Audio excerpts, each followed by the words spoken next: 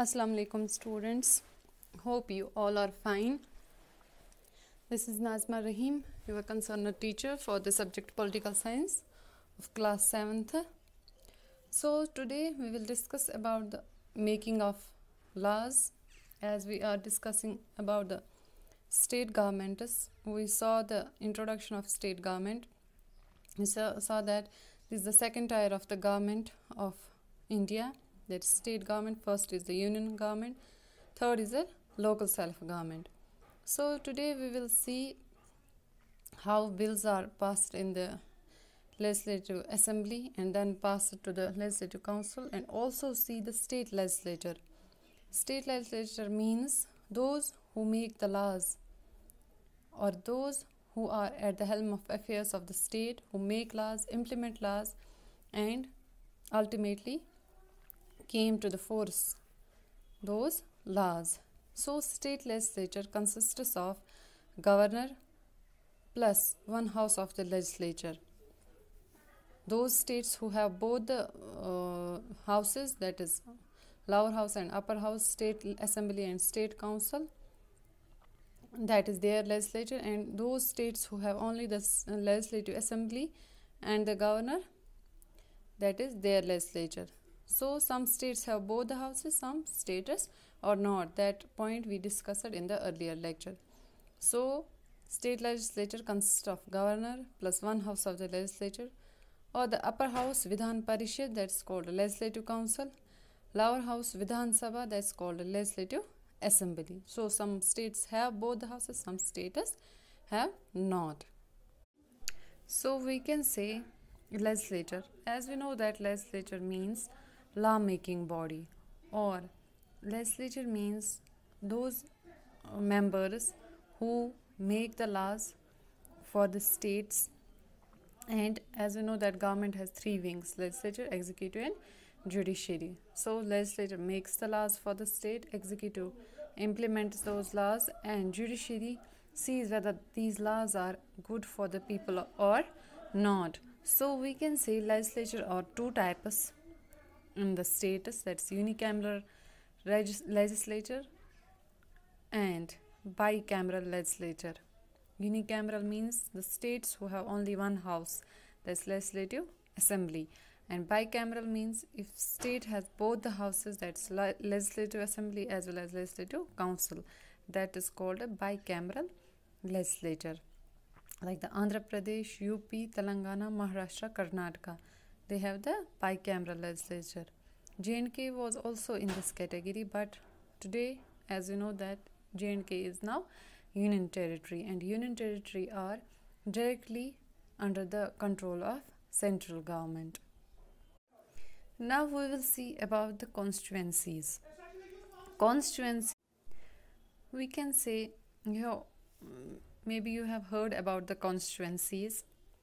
So for the purpose of elections, the state is divided into units called assembly constituencies. As we know that states are larger in size or states are smaller in size. Some states are very big, some states are less, whether on the basis of population, whether on the basis of size. So it's not possible to conduct elections at the particular time in all the state, in the state at a particular time, but the state is divided into different units, and those units are called constituencies or the assembly constituencies, so that elections can be held smoothly. Today, if we look at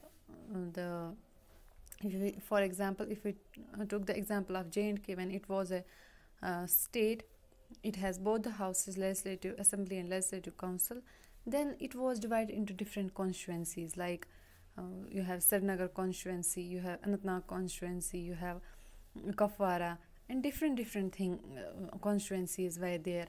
So that today the elections were held at Srinagar, after 2 days the elections were held at Anantnag. So that we can say that these constituencies are formed so that elections can be held smoothly and fairly. So we can say constituencies are small units of state for the purpose of fair and good elections. Second thing is, higher the population, larger the constituencies.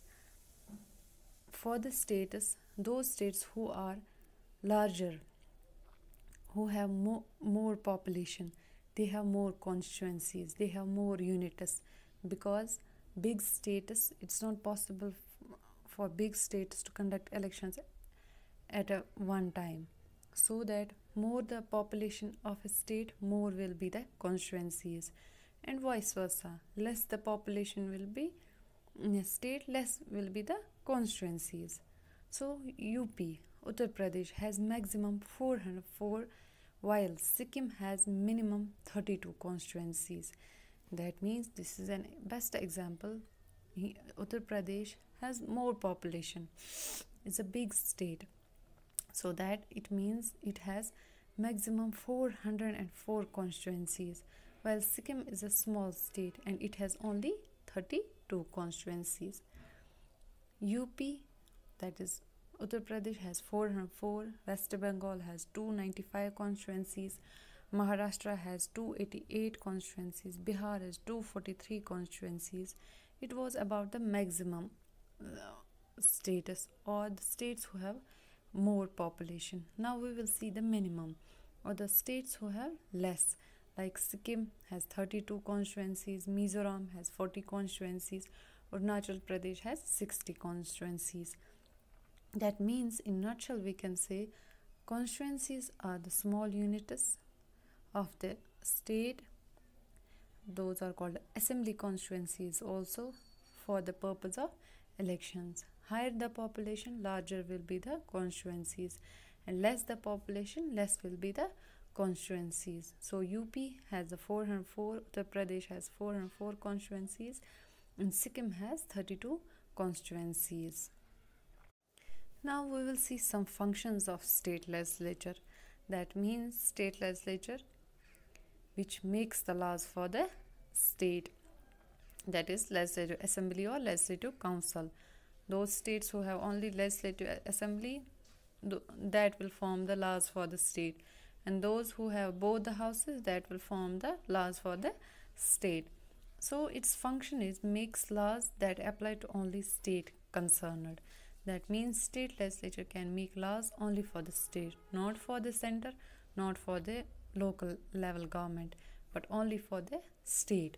Laws on subjects including agriculture, land revenue, public health, law and order, and police. That means those subjects which are under the state government are like agriculture, they can make laws on the agriculture, land revenue, those income which come from the land, public health, that is hospitals, sanitation, etc., law and order, police, and maintaining law and order in the state, matters concerned with the police, that all are under the state government or the state legislature.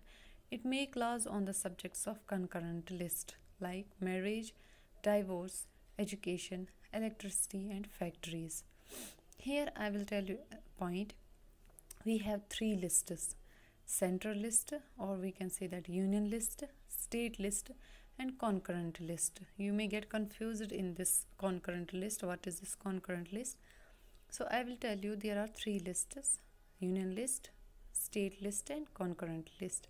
Union list means those subjects which are under the union, or only the union government or the central government can make laws on them, not state government, not any other thing, or any other person can make laws on this. Like in union list we have defense, we have communication, we have foreign policy. These all are under the union list. Then comes the state list. Only the states can make laws on state list.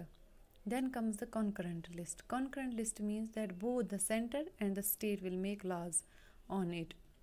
That means concurrent list is both for the center as well as for the states. So in concurrent list comes the marriage, divorce, education, electricity, and factories. That means states can also make laws in these matters. Now comes the another thing, questioning the executive. MLAs, that means members of legislative assembly, may question the ministers of the state and draw their attention to the important matters. That means questioning the executive. We have three wings in the government: legislature, executive and judiciary. It's not only the state legislature which are responsible for the laws and everything, but it's the executive also. Like executive comes chief ministers and his chief minister and his ministers, or we can say cabinet ministers. The MLAs, members of legislative assembly, may question the ministers and draw their attention to the important matters. They question the state ministers that what are you going to do, what are the policies for the people, and also bring their attention to the important matters, that this matter is important, that matter is important, so you should make laws and policies on these matters also, like the women empowerment, like the education. These are important matters, or the employment. So this is the work of the MLA. Then comes another point is failing on giving satisfied answer, the Vidhan Sabha may pass a vote of no confidence against the minister, and then he or she has to resign. If the MLAs are not satisfied with the answers of the ministers, or a particular minister like the education minister or the finance minister, if the MLAs are not satisfied, then the Vidhan Sabha, or we can say the legislative assembly, may pass a vote of no confidence. That means that we don't want this minister, and then that minister has to resign, whether male or female, he or she has to resign. And there is also a proper procedure for that vote of no confidence. There is a particular amount of ministers should go against that minister, and then that minister has to resign from their job. Not only against a minister, but sometimes it is against the government. Then all the government is dissolved by the house. That means if they are not satisfied, the MLAs, if the government or the ministers are not given satisfied answers to the MLAs, then they have to resign from the government. Now comes the making law by the government. It's the main thing we have to discuss, but those points were also important. That topic was also important.